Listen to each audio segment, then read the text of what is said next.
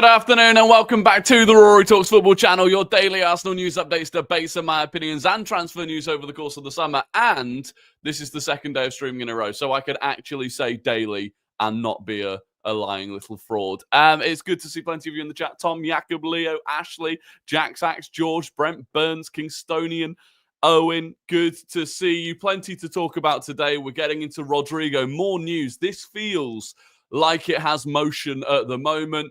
Thomas Partey, Trossard, Martinelli, and of course, we'll probably talk about the fact that Tottenham Hotspur won a trophy. Unfortunately, we will talk about it. More of you joining. Ross is back. Here he is. Ross Lawman. He's made it for this one. I appreciate the timings are all a bit weird. I don't have a schedule.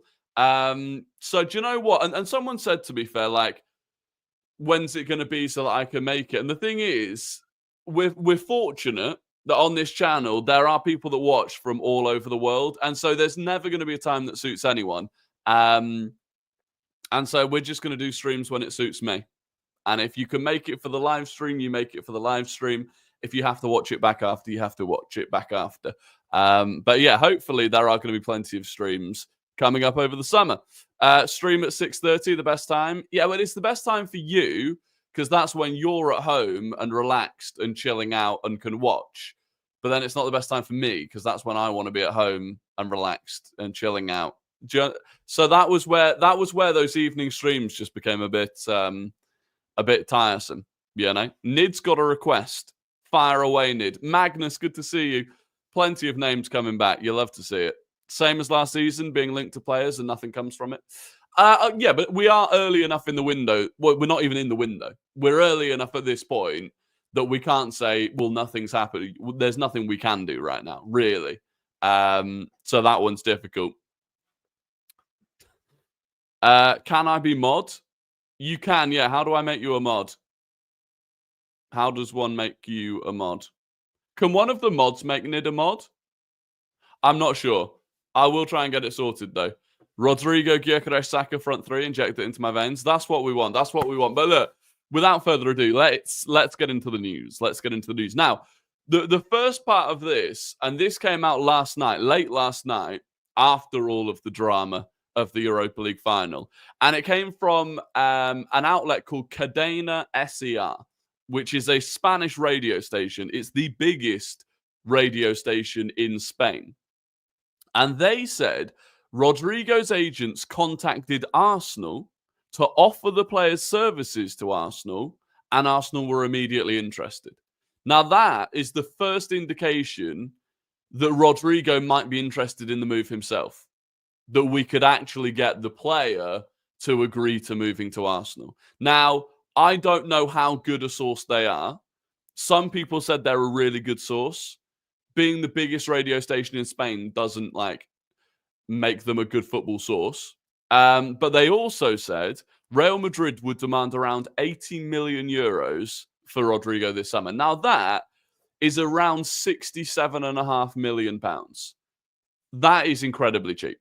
If he was available for £67.5 million, you do that on the opening day of the window. You don't hesitate. You don't mess around. You get it done. That is, I mean, that's less than we were offering for Mykhailo Mudryk, for a guy that's got 260 odd appearances for Real Madrid at 24 years old. Like, if you could get him done for that, you just have to do it, especially if he is genuinely open to the move, which it kind of sounds like he is. So, yeah, an interesting one. Now, that is the most positive news. Ornstein, who, in fairness, until something is genuinely in the works, Ornstein is usually pretty cautious, and I respect him for that. He says Rodrygo is obviously really well liked at Arsenal, but that isn't surprising, and it doesn't mean that they'll recruit him. Again, loads of factors. What are the club to clubs, agent, player terms, all of those. So, you know, Ornstein being as cautious as you'd expect. Pletigo, who obviously broke the news yesterday that this was a serious target for Arsenal, again today backing that up. He said Arsenal are continuing to seriously pursue Rodrygo. Still difficult, but he is currently at the very top of their list for the wing. Talks ongoing between parties. as started yesterday. Sorry, talks between all parties have started as revealed yesterday. So, it's good. It's good. It's promising news. There was some, I haven't actually written it down, Diorias, I think that's how you pronounce it, Spanish outlet, like the Madrid fan pages were posting something from them that supposedly Rodrygo actually wants to stay at Real Madrid. He wants to fight for his place, etc., etc. I personally don't buy that. I don't buy the idea that a player of Rodrygo's ability at 24 years old is still going to want to fight for his place under a new manager whilst continuing to play out of his favourite position. But we'll see. We'll see. Lade says, like and subscribe. Yeah, there's nearly 200 of you here, early doors, which is unbelievable. If you could like and subscribe if you've not done already, I would be massively grateful. Trossard needs to go. Yeah, we'll get into the Trossard news in a little minute. But on Rodrygo, I've seen some Arsenal fans turning their nose up at the idea of signing Rodrygo, and at that point, I kind of despair. Like, I don't know. I don't know who's better that people think that we can go and get. And one of the things that people use is he's only scored 6 goals in La Liga for Real Madrid this season. That's not enough, right? And maybe that is so. He scored 14 goals in all competitions. 6 in La Liga, 5 in the Champions League, 3 in the domestic cups, right? 14 goals, all comps. You compare that to the other names that are in this conversation for the left wing. I mean, Kvaratskhelia is the one everyone says we should have got, but we didn't get. Across all competitions this season, Kvaratskhelia has got 11 goals. 5 at Napoli and 6 since he joined PSG. Rafa Leão, 12 goals. Nico Williams, 11 goals. Bino Gittins, 12 goals. So any of the other players that we've been linked to, who, by the way, all get to play off the left, which is their favoured position, all of them have got fewer goals in all competitions this season than Rodrygo. And I think Rafa Leão is the only one of them that's got more assists than Rodrygo. So Rodrygo's got more goals than all of them and more assists than all but Leão. Playing off his less favoured side. And playing with 2 other attacking players who kind of have the freedom to be selfish. So I don't buy into the whole, his output's not good enough thing. Especially when you look like we did yesterday, his output off the left, his favoured position, which is 12 goal contributions in 12 games, which is crazy. The other thing I've seen is I don't want a Madrid ego coming into the team. I have not seen anything that really suggests Rodrygo has an ego. In the same way that Martin Ødegaard came from Madrid without an ego.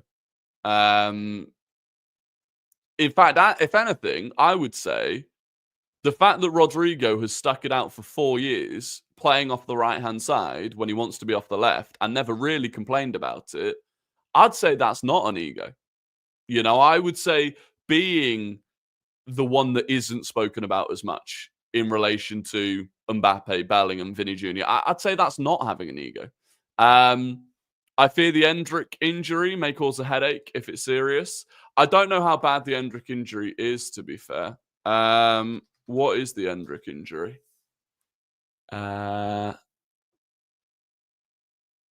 2 months. He'll miss the Club World Cup, but he'll be out for 2 months. So that's not too bad. But it wouldn't surprise me if it wouldn't surprise me at all if Xabi Alonso wants to bring in his own right winger, to be honest with you. No way what Rodrygo wants us, though. Well, according to this Spanish radio station, Rodrygo's agents contacted Arsenal to offer the player's services to Arsenal, and Arsenal were immediately interested. So, someone would have had to notify Arsenal that Rodrygo was available, and it wouldn't have been Real Madrid. So it would have been his agents. And presumably they wouldn't reach out to clubs that Rodrygo wouldn't be happy enough going to. Honestly, I feel Saka has more of an ego than Rodrygo. I mean, I think Saka's growing. I think Saka's attitude is heading in the right direction. I want him to have that sort of ego as well. I think you need it. This team needs ego. Yeah. Yeah, it does need. Oh no, 100%. It needs a bit of arrogance. I saw a clip today of Declan Rice. Some people were criticizing Declan Rice because he was doing some silly little social media clip where he had to answer questions with one word, and he was asked if he thinks he's underrated, and he said, "Yeah," and I think he's right, and I like that. I want these players to believe in how good they are, because that's what you need when you go into those big games. I don't want players that feel like they're not good enough.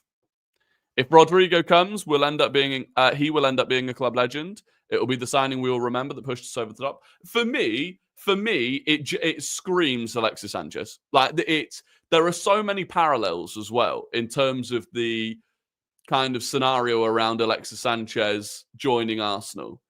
It feels very similar. And I feel like he could have a similar impact. And how many times have we said over the last couple of seasons, oh, imagine if we still had, imagine we had prime Alexis off the left with everything else that we've got.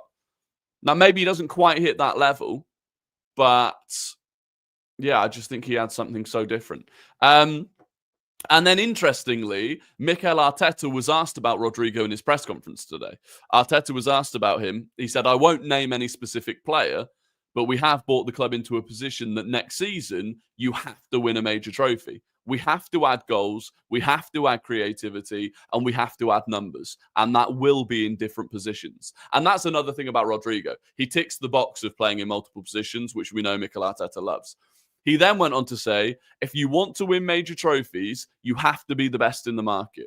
The teams that win have the best players, always at this level, which really seemed like almost like an aggressively ambitious response to the idea of signing Rodrygo. And he certainly didn't rule it out. So, yeah, I feel like it's doable, Also, Rodrygo being on 200k in wages is outrageously low salary. Yeah, look, if you bring him in, I don't think he'd end up on much less than what Nico Williams wants. So, and you look at the experience that Rodrygo brings compared to Nico Williams, the output ultimately that he's had compared to Nico Williams, I think it would be a far better deal. How do you make sense of his agents contacting Arsenal while him make a statement that he'd like to stay?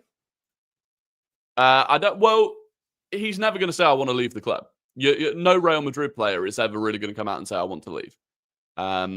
It all happens behind closed doors. It all happens behind closed doors. Pletagol just posted that he's our top target. Yeah. We read that out a few minutes ago. But yeah, he did. Rodrygo, Gyökeres, backup keeper and good outgoings is a 10 out of 10 window. Yeah, and add Zubimendi to that as well, by the way. Add Zubimendi in. I think that's very good. On the backup keeper, I do wonder if Tommy Setford can step up. I know he's young, but there were a lot of people think he is like a seriously talented up-and-coming keeper. Hopefully we're in for Gyökeres now. When United lost the final, Sesko not for me. Lacks too much in his game, and we need him to win now. I was slightly worried about something that Ornstein said today. It was in a Q&A thing that Ornstein was doing, and he basically said Arsenal still haven't decided between Gyökeres and Sesko, and that I don't like. We've had long enough to figure out which striker we want. And I think we should be in a position. And reportedly, by the way, one of the main reasons that we didn't get Sesko last summer was because we didn't decide on whether or not we wanted him before the Euros. And he said, you either take me before the Euros or I'm not moving. So apparently Sesko had made it clear that if he didn't move before the Euros, he wasn't going to move. And we took too long to decide if he was the guy we wanted. I don't understand how another year can go by and you could still be in that position where as the window opens, you're still unsure. I think we should have a clear target and we should go for them. I feel Carl Hayne would be a good second choice keeper. To be fair, I was keeping track of how Carl Hayne had been getting on this season, but then I kind of stopped. He was at Valladolid. How did he do in the end? He conceded 65 goals in 30 games. Jesus, That's quite a lot. It's over 2 goals a game. But then he's playing for Valladolid. Did they go down? Or did they survive? I mean, his rating isn't great. Did Valladolid survive or did they go down? It makes no difference. Oh, no, they finished bottom of the league on 16 points. Wow. Yeah, okay. They conceded 87 goals in the league. Yeah. Okay, well, that's one of those. You can't necessarily blame it on him. Yeah, I've not seen enough of him, to be honest. I've not seen enough of him. Trossard renewal seems a bit unnecessary if we're going for Rodrygo. Well, so you brilliantly lead me on to the next topic of conversation. Leandro Trossard. And this is where I said compromise in the title. Trossard's, this is coming from Gunnerblog, obviously with The Athletic. Trossard's representatives have been engaged in talks with Berta over his contract, which is set to run until 2027. So he's got 2 years left on that deal. Those conversations, however, do not centre on an extension, but on an uplift in salary. Arsenal have recognised for some time that Trossard's contract does not reflect his standing within the squad and are now engaged in negotiations to put that right. So this is not about giving Trossard a new or longer deal. It's about, for the final 2 years of his current deal, paying him more. And in fairness, he is underpaid. For what he does for the squad, for how many games he starts, he's on like 90 grand a week, 95k a week maybe. Relative to a Martinelli, who's on nearly 200k a week, when realistically they've shared the responsibility of the left wing this season, that is underpaid. Now, why would you do that? You give him a new contract, not a new contract, but you increase how much he's on his current contract. You persuade him to stay, you can then sell him for more. That would be my feeling. If the plan is to sell Trossard, then by keeping him for now, keeping him happy, on a higher wage, he may well stay. I kind of feel it's sending a message that Trossard is vital, which stops us getting lowballed. Exactly. If we were to leave him on 90k, not extend his contract, and he was to have 2 years left, people would come in and they could easily offer him more than that. Say you're going to come and be a starter, and it would be difficult to keep him. And then if it's difficult to keep him and he tries to force a move, you can get lowballed. So yeah, I do. Until when is Finaldo? Well, it's until 2027. It's until 2027. So it allows you to either sell him later this summer, or sell him in January, or even sell him next summer. But you keep him. That would be, I imagine. No way are we about to increase Trossard's wages. That would be so stupid. But it wouldn't be if the plan is to sell him. It wouldn't be. Did you see how bad our season is? Even Hand of Arsenal is getting in surgery. Hope he gets better soon. Yeah, Hand of Arsenal's put a shift in this season, so he's been overused. But no, on the Trossard thing, look, it's at least we're not extending it. That's better. It's better news that we're planning on paying him a little bit more than if the plan was to extend him, because that for me wouldn't have made much sense. So, what do you think of the Martinelli contract story today? Yeah, well, again, so Martinelli is in the same boat, I think. I believe Martinelli's contract also runs out in 2027. And so, in theory, Martinelli, if Arsenal were desperate to keep him, would be in the same boat as Saliba, Saka, Gabriel Magalhaes in terms of 2 years left on the deal. You try and wrap up a new one this summer. It doesn't sound like Arsenal are as desperate to give him a new contract. But according to Gunnerblog, Arsenal do want to keep him. They value him at over 50 million quid. The plan is to keep him. But maybe that changes. He does have an option to extend to 2028. Yeah, I didn't know that. But yeah, in that case, it's not as pressing as the other three. But yeah, that would it would make sense. It would make sense. There's nearly 400 of you here, by the way. If we could at least hit 100 likes, I would be massively grateful. If you've not clicked the like button, please do click it down below. It does massively help the stream. Is Rodrygo actually that good, or is it just that he improves our left side slightly? He is. I think he's that good. I think he's a significant upgrade. We all agreed. Well, I think we all agreed we need to upgrade the left-hand side this summer. I don't know who in world football currently upgrades it more than him. And he provides you massive depth for the right wing. So I don't see how there's a better option out there for us to go and try and sign on the left wing. Trossard's better than Martinelli and offers a different idea. They offer different things. They're on a similar level, in my opinion. I do think they're on a similar level. Both of them offer slightly different things. Martinelli's work rate can never be matched. His pace is something that we massively miss when we don't have it. It's just frustrating. If Martinelli and Trossard's best assets were combined, you'd have an unbelievable player. You know, if Martinelli had a final ball like Trossard does, but Trossard had Martinelli's pace, it's annoying. As a combination, they work, but individually, I think they both have deficiencies that a Rodrygo, for example, solves. You know, Rodrygo has the pace, he has the technicality, he's got the final ball. Lanky Man, thank you very, very much for the £5 super chat. Genuinely don't understand why Sesko's an option when Gyökeres is a better goal scorer, better on the ball, and more importantly, cheaper than Sesko. It's all about ceiling. It's all about ceiling. Gyökeres is your win now player. Sesko could be one of the best strikers on the planet over the next few years. And it's not just Arsenal that think that. Chelsea, Liverpool, every data team, every recruitment team love Sesko. They love the numbers.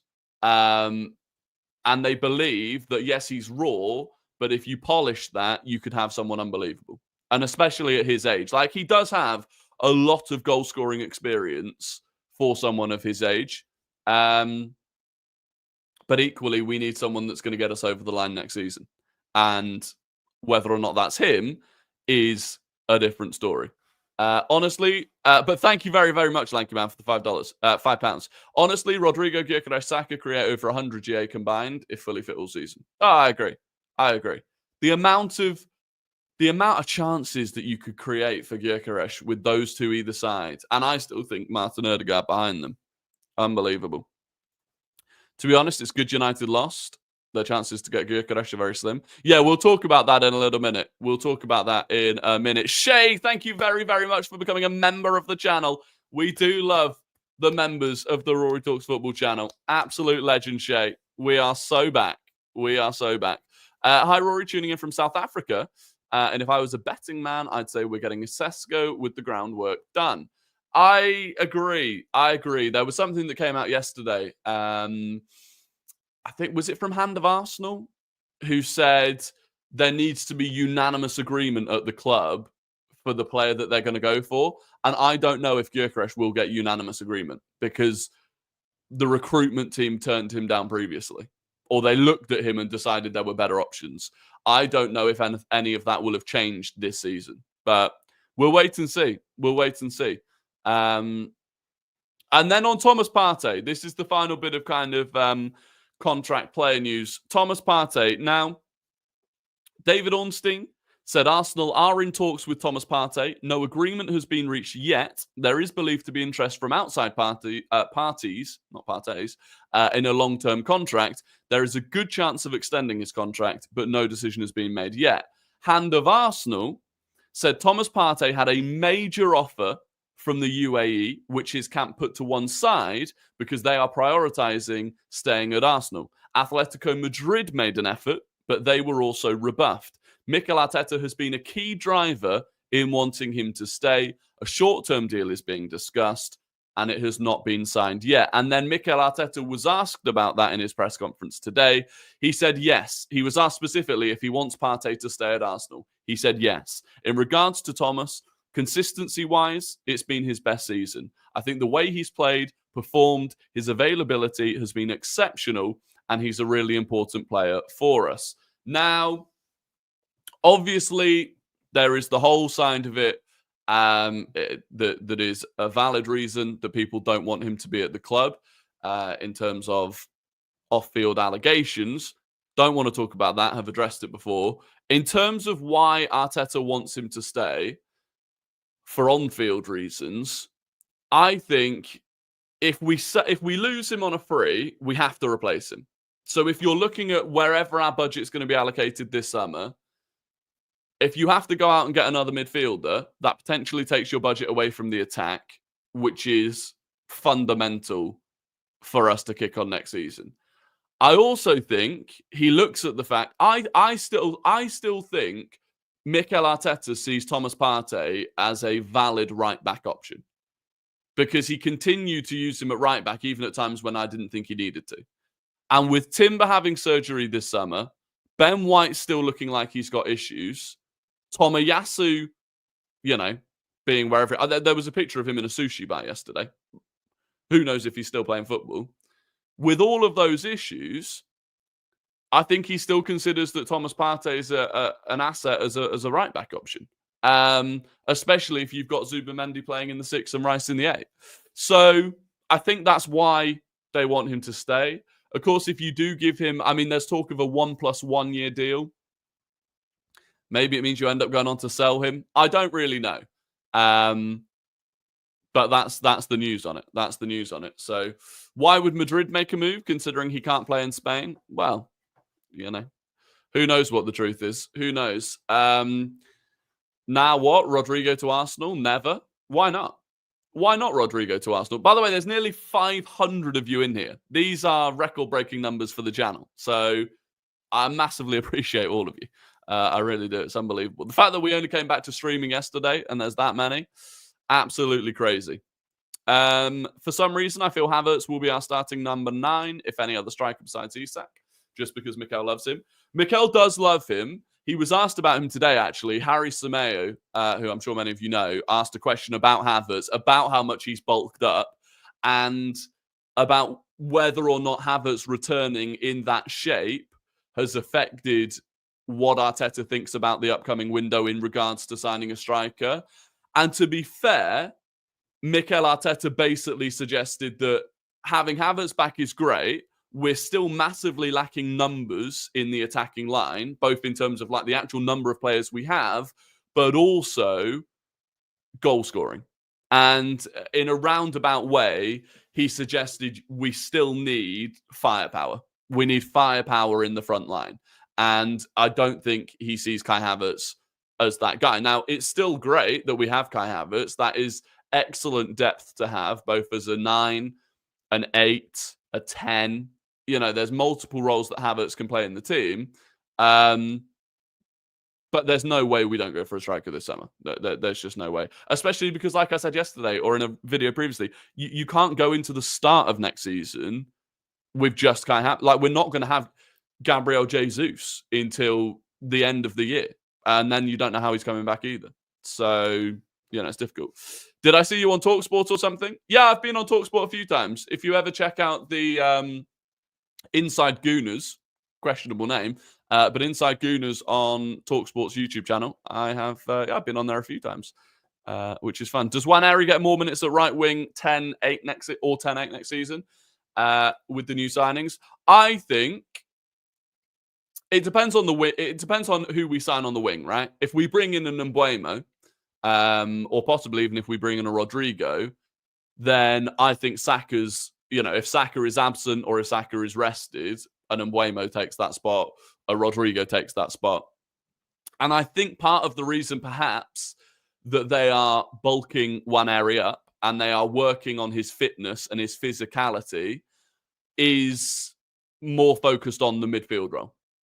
Because I do still think, he was too lightweight when he was playing in midfield. It was too easy to knock him off the ball. And to be fair, that's one of Martin Ødegaard's biggest weaknesses as well. Isn't Mbeumo a right wing? Yeah, Mbeumo's a right winger that can play through the middle and maybe could play off the left.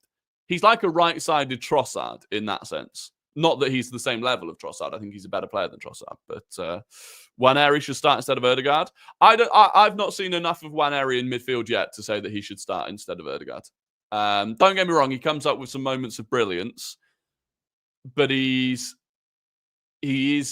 quite easy to man mark him out of a game in midfield at the moment because of that lack of physicality, in my opinion. I actually like Havertz, and I want him to win the league for all the abuse and slander he gets. Oh, me too. Me too. Is that not what we're after? Goals? Yeah, but it's not just about goals. And in theory, if this summer goes correctly, the goals are coming from the front line. And what you want from the midfield behind that is creativity. Don't get me wrong, Waneri is an excellent player, but there's no need to rush him at this point. There really isn't. You know, we've been able to do it with Miles. Miles is a freak physically. Like, there are not many young players that you can do that with, especially not in midfield. Let's get this back up to 500 viewers. Not had these numbers since Judge Mo. That's true. We're on 500. Unbelievable. Please, if you are here now, like the video, like the live stream, whatever. It helps it get to more people. And we're going to keep coming back with these daily live streams where we can. Max Dowman is breaking into the team next season. He will. Max Dowman will definitely get minutes next season. The way he's been spoken about, not just by our club, by every club. You see what he's doing for England. It's pretty remarkable. Miss these streams. It's going to be a good summer. Oh, it's going to be a sensational summer. It is going to be a sensational summer. Hard to see creativity, sadly, with the potential midfielders Zubi, Rice, and Ødegaard. We need another attacking midfielder. I disagree. I disagree completely. I think it's people look at creativity as like one specific type of creativity, which is like, you know, I don't know, like your Mesut Ozil of creativity, right? Zubimendi will massively increase the number of chances that we create, particularly chances that we create in transition. If you go and watch Zubimendi, the speed at which he gets the ball forward is unbelievable. You know, even Thomas Partey is very good at breaking lines with his passing, but it can take a while. He's happy to sit on it, wait. Zubimendi, it's touch, turn, go. Touch, turn, go. Off both feet very quickly. That's what we need. You've then got Rice to carry the ball in transitions. And I still think Ødegaard is an excellent creator. I mean, Ødegaard's numbers in terms of chance creation, in terms of passing, passes into the box and stuff, it's still through the roof. So I think the creativity is there. I do. Damon can get a run in some of the cup games. Yeah, 100%. 100%. Still too young. But what is too young? Like, what defines too young? He's been training with the senior team for a large part of this season. At every age group so far, he's looked completely comfortable. You know, there's I don't know. At what age is too young? I don't know. Zubi and Rice double pivot and Havertz at 10 can work. Havertz played 10 in Germany. Yeah, he did. By the way, very minor piece of news on that. Kai Havertz is not playing for Germany in the Nation League games, which is good. So if you're not actually across that, there is an international break 2 weeks after the end of the season. So our season ends this weekend. Around the 8th and 10th of June, there are international games. For Germany, Spain, Portugal, and France, for those players, they have the Nation League's semi-final and final. So actual properly competitive international games. Saliba's probably been ruled out of those now with his hamstring injury. Havertz isn't going. So that's good. That's good. I assume the Spanish players will go. We'll get to see a bit of Zubimendi for Spain, I expect. I'm glad we're not in the Club World Cup as well. Club World Cup's brutal. I don't think people realise the effect the Club World Cup is going to have on those teams. It's like being at an international tournament, except none of the other teams you're competing with are. It's a massive advantage to Liverpool and to Arsenal in particular that they're not at the Club World Cup. Now, there's the financial side of winning the Club World Cup or getting deep into it, which is lucrative. But not being there is... They lose a month of their summer. Like, literally, the Club World Cup, if you get late into it, it ends in mid-July. You end... That month is where our players will be on holiday. Our players will be coming back to pre-season as the Club World Cup is ending. How much money do they make? I think the winners make about 100 million quid. So the winners, you know, it's nearly as much as you get for winning the Champions League if you win it. Which is kind of crazy, to be honest. Zubimendi seems similar to Calafiori with the speed and intensity. Sometimes it'll cost us, but far more benefits. Yeah, exactly. Calafiori, by the way, that is a player I am buzzing for next season. If Calafiori stays fit, I think it will be as impactful as Timber this season. I really do. For a team like Arsenal, I don't want to rely on a kid. We shouldn't need to. Yeah, but we're not relying on Max Dowman. Like, I would argue this season, we genuinely had to rely on Miles Lewis-Skelly. Like, there were times this season where, you know, the reason he got his breakthrough was because we had to rely on it. Next season, we won't be relying on Max Dowman. If Max Dowman breaks through next season, that will be on his ability and his ability alone. Because, you know, we are, by the sounds of things, going to have Partey, Zubimendi, Rice, Marino, Ødegaard, Nwaneri, Kai Havertz can play in midfield. Like, there's going to be enough players that you don't necessarily need to rely on him. So if he starts breaking through, I would imagine he gets cup games. You know, just like Nwaneri and Miles Lewis-Skelly did at the start of the season against Bolton, Preston. I would imagine he gets those sorts of games. And we see how it goes from there. There is also a part of it where it's like, he is undoubtedly one of the most sought after young players, certainly in England, if not in Europe.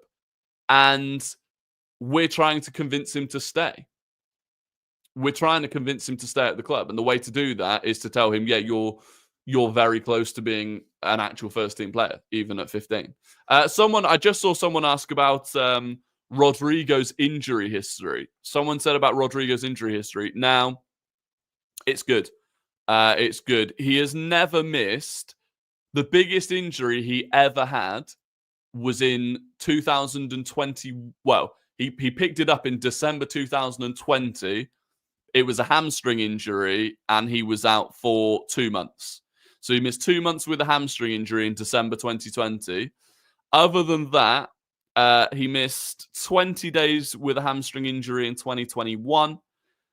He had the flu, coronavirus, muscle fatigue. These were all things that kept him out for like 2 or 3 games.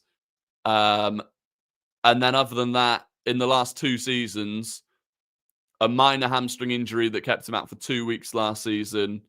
This season. He didn't have a single injury last season. And then, 2 minor muscle injuries this season, and then more recently, the fever. Shit, so he's due for an injury. I mean, this is where we can't win. This is where we can't win. Either they've got a bad injury history, so we shouldn't sign him, or they've got a good injury history, so they're due an injury. It's, don't jinx it. We said the same thing about Partey. I know, we said the same thing about Partey. We said the same thing about Jerry and Timber. Injuries happen. Injuries happen. But, I mean, the only slight thing is hamstring issues, I suppose. He had 1 hamstring injury in 2019, 1 in 2020, 1 in 2021, and then 1 this season. So it's not, and none of them were major hamstring injuries either. They're like little strains. Fab will come with a tap in for Rodrygo's future. He's not said a word on it. Possibly. We got all the ex-Real Sociedad players. We just need Isak. Yeah. I don't think Isak's going to happen, to be fair. Look what Team News and Ticks just posted. Said Sesko's top target. I mean, I don't know where he said it, because I don't think he said... Oh, yeah, literally just now. Breaking from Team News and Ticks, Arsenal's priority for striker is Benjamin Sesko. His alternative is Victor Gyökeres. There you go. That is the latest from Team News and Ticks. Now, Team News and Ticks in 2025. Make of that what you will. Hand of Arsenal is my guy. Hand of Arsenal is the guy that I trust the most. But yeah, look, it wouldn't surprise me if Sesko is the number 1 target. It wouldn't. That said, the reports about his release clause now being like well over 80 million. It's a lot. That's a lot of money. T-Nat's not on a roll. Well, I don't think T-Nat's got anything. The last time Team News and Ticks was consistently correct was Declan Rice. as far as I can remember. Why is no one considering Osimhen? I don't know. He just hasn't got that hype, really. Hasn't got that hype. I will donate £100 to charity next summer, but any Arsenal operations on players will reduce it by £10 each op. So this season, you'd be left with £20 going to charity. Unbelievable. Yeah, the mystery German did unparalleled damage to T-Nat's image. The mystery German. That was a classic. If I was a betting man, I'd be rich because I said Sesko when the live started. Well, there you go, Baron. I mean, it's not a done deal yet. It's not a done deal. Arteta has too much control. This narrative that it's Arteta that wants Sesko is untrue. Arteta has been told by his recruitment team, the same people that wanted Jurrien Timber as an example, because Arteta didn't know about Jurrien Timber or it wasn't on his radar. Jason Ato and the team that he leads have been in on Benjamin Sesko the whole time. If Arteta trusts them and is saying, I trust them, therefore I will go Sesko, I think that's the correct thing to do, personally. Because if you're, and this is someone who's been leading the Victor Gyökeres steam train, right? So this isn't my own opinion of wanting Sesko clouding this. I've been leading the Victor Gyökeres steam train, right? I would rather Mikel Arteta listen to his recruitment team than listens to Andrea Berta. Because Andrea Berta is working off a different recruitment team from a different club. Andrea Berta, supposedly, when he arrived, wanted Victor Gyökeres. He is basing that on the recruitment team he had at Atletico Madrid, who looked at Victor Gyökeres for Atletico Madrid. So there is no way that I think Arteta is in the wrong for trusting the people that have built him a large amount of this squad so far. Isn't Sesko more like Havertz and Gyökeres more of a different profile? No, Sesko's not like Havertz. The way Sesko hits a ball is unbelievable. You know that Marmoush strike the other night for Man City against Bournemouth?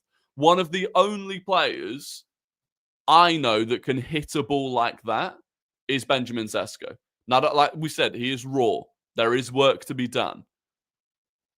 But you put him in a team where you create lots of chances, I think he'll score plenty of goals. Why are you part of the cult